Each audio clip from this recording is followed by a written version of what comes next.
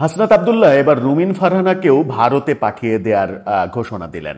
অর্থাৎ আওয়ামী লীগকে যেভাবে ভারতে পাঠিয়ে দেওয়া হয়েছে, রুমিন ফারহানাকেও ভারতে পাঠিয়ে দেওয়া হবে। এবং বিএনপির আওয়ামী লীগ বিষয়ক সম্পাদক হিসেবে রুমিন ফারহানাকে ঘোষণা করলেন হাসনাত আব্দুল্লাহ। এই যে ভারতে পাঠিয়ে দেওয়া হবে, রুমিন ফারহানাকে আওয়ামী লীগের মতো করে ভারতে পাঠিয়ে দেওয়া হবে। রাজনীতিতে যদি এই ধরনের অসৌজন্যমূলক অধ্যত্বপূর্ণ বক্তব্য দেওয়ার নজির স্থাপন হতেই থাকে, তাহলে আমাদের রাজনীতিতে নতুন বন্দোবস্ত কি স্থাপন করতে চলেছে হাসনাত আব্দুল্লাহরা, সেটা একটা বড় প্রসঙ্গ। আজকে নির্বাচন কমিশনে হই হট্টগোল, মারামারি, ঠেলাঠেলি, পাঞ্জাবি ছেঁড়াছেড়ি অনেক কিছু হয়েছে। এবং সেই অনেক কিছুর সঙ্গে আমরা দেখলাম যে বিএনপির সঙ্গে এনসিপির একেবারে সাংঘর্ষিক অবস্থা, এবং বিএনপির সঙ্গে বিএনপিরও হয়েছে। রুমিন ফারহানার সঙ্গে ব্রাহ্মণবাড়িয়ার স্থানীয় এমপি পদপ্রার্থী হিসেবে যিনি মানে দাবিদার, তার এক ধরনের মনোমালিন্য, এক ধরনের সংঘাত হয়েছে। রুমিন ফারহানাকে ধাক্কা দেওয়া হয়েছে, রুমিন ফারহানার লোকজন এনসিপির নেতাকে মারধর করেছে। এই ঘটনাগুলো আজকে নির্বাচন কমিশনে ঘটেছে, যার পরিপ্রেক্ষিতে হাসনাত আব্দুল্লাহ রুমিন ফারহানাকে একেবারে ভারতে পাঠিয়ে দেওয়ার হুমকি দিয়ে দিলেন। তাকে ভারতে পাঠিয়ে দিতে হবে। কি হলো, কি হতে চলেছে, রুমিন ফারহানা কি বলছেন, আর এই ভারতে পাঠিয়ে দেওয়ার অধ্যত্বের সংস্কৃতি আর কতদিন চলবে, সেগুলো নিয়েও আলোচনা করবো এই ভিডিওতে। থাকবেন পলিটিক্স টিভির নিয়মিত। বলছিলাম, রুমিন ফারহানাকে ভারতে পাঠিয়ে দেওয়ার ঘোষণা দিয়েছেন হাসনাত আব্দুল্লাহ। হাসনাত আব্দুল্লাহ যেহেতু পাঠিয়ে দিয়েছেন, সেহেতু রুমিন ফারহানাকে এখন একটু ভয়ে ভয়েই থাকতে হবে, কারণ হাসনাত আব্দুল্লাহ বাংলাদেশের রাজনীতিতে এখন একটা বড় ফ্যাক্ট, এবং সরকারের দিক থেকেও একটা বড় ফ্যাক্ট। কি বললেন তিনি? বললেন সন্ত্রাসের রাজনীতি করলে রুমিন ফারহানাদেরও ভারতে পাঠানো হবে। রুমিন ফারহানা সন্ত্রাসীদের রাজনীতি করছেন, এমন মন্তব্য তিনি করেছেন। আবার একই বিষয়ে রুমিন ফারহানা যে মন্তব্য করছেন, পাশাপাশি দুই মন্তব্যটাই আপনারা সংবাদের শিরোনামটা দেখে নিন। 15 বছরে যেটা হয়নি আজ সেটাই হলো, আমাকে ধাক্কা দিয়ে ফেলে দেওয়ার চেষ্টা হলো। রুমিন ফারহানা বলেছেন নির্বাচন কমিশনে তাকে ধাক্কা দেওয়া হলো, মারার চেষ্টা করা হলো, এবং সেটা দেখে মুখ বুজে থাকতে পারেনি তার লোকজন। প্রতিঘাত করেছে। হাসনাত আব্দুল্লাহ যেটা বলছেন যে সেই বিষয়ে গণমাধ্যম যেটা বলছে সেটা হচ্ছে যে হোন্ডা গোন্ডা নির্বাচনকে আমরা ভারতে পাঠিয়ে দেব, সন্ত্রাসের রাজনীতি করলে আওয়ামী লীগের মতো রুমিন ফারহানাদেরও ভারতে পাঠিয়ে দেব, অর্থাৎ নির্বাচন কমিশনকেও ভারতে পাঠিয়ে দেওয়ার কথা বলেছেন।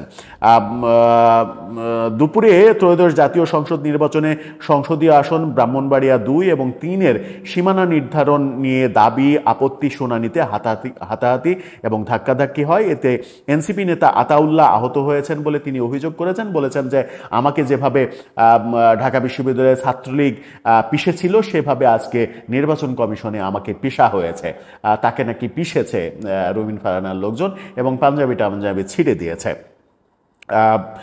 হাসনাত আব্দুল্লাহ বলেছেন আওয়ামী লীগ পণ্য যাদেরকে মনে হয় তাদের মধ্যে রুমিন ফারহানা অন্যতম। উনি সবসময় বলে থাকেন বিগত 15 বছর নাকি উনি অনেক ভালো ছিলেন।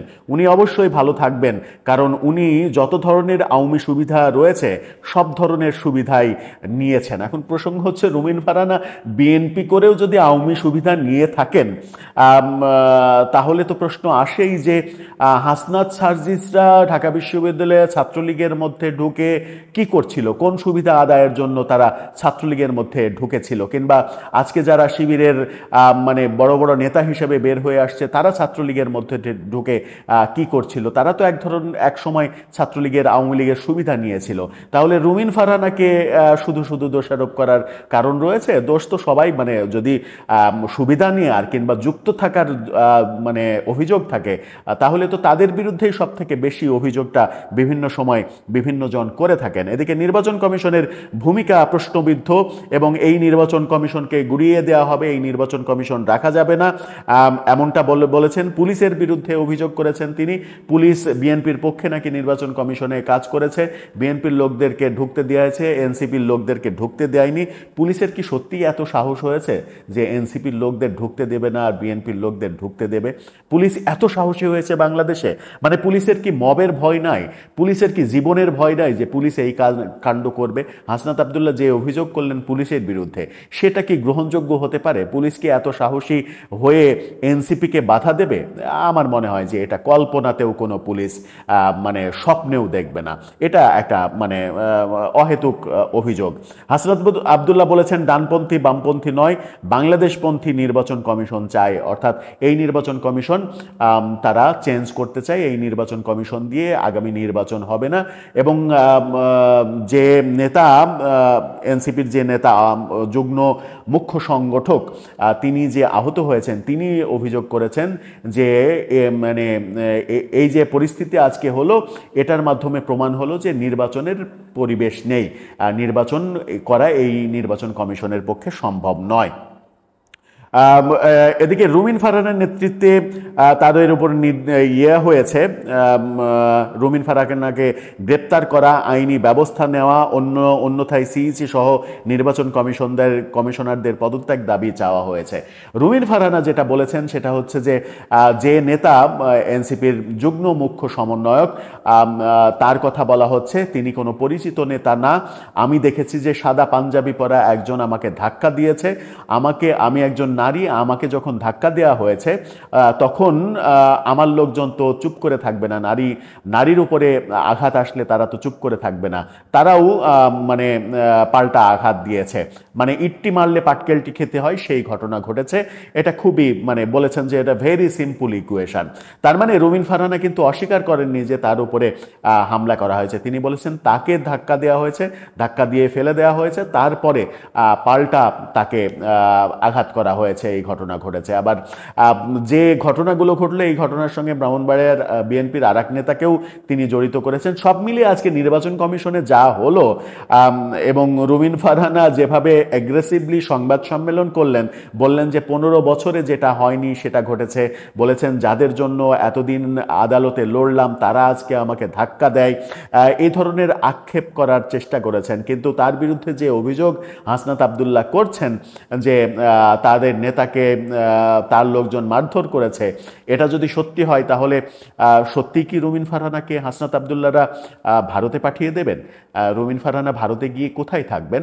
এবং ভারতে রুমিন ফারহানার সঙ্গে আর কে যাবেন, কিংবা আর কাকে পাঠানো হবে? প্রধান নির্বাচন কমিশনারকেও কি পাঠানো হবে? নির্বাচন কমিশনের অন্যান্য মেম্বারদেরকেও পাঠানো হবে? যে পুলিশ তাদেরকে বাধা দিয়েছে, আজকে এই অভিযোগ করা হয়েছে, সেই পুলিশদেরও কি মানে ভারতে পাঠানো হবে? মোটামুটি যদি একটা বিমান ভরার মতো লোকজন তারা জোগাড় করতে পারে, একটা বড় বিমান হয়তো 200, 250, 300 জন যাত্রী নিয়ে ভারতে পাঠিয়ে দিল, ব্যাপারটা খুব মজার হয়, তাই না? ভারতে পাঠিয়ে দেয়া ব্যাপারটা যেহেতু এখন এনসিপি নেতাদের জন্য খুব সহজ ব্যাপার, আমার মনে হয় যে খুব দ্রুত এই ঘটনাটা ঘটেও যেতে পারে।